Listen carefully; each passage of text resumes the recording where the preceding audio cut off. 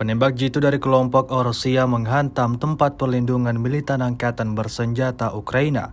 Rekamannya ramai beredar di media sosial Telegram pada Kamis 9 Maret 2023. Sebelum melancarkan aksinya, pasukan pengintai Rusia melakukan pemantauan terlebih dahulu pada posisi Ukraina di Kremenaya. Seperti yang terlihat dalam rekaman, pasukan Rusia tanpa buang-buang waktu langsung mengarahkan artileri ke titik target. Akibatnya ledakan dahsyat terjadi, menghancurkan semua yang ada pada titik target. Insiden ini lagi-lagi menambah daftar panjang kerugian yang dialami militer Ukraina. Hingga video ini beredar, beragam komentar dituliskan warganet.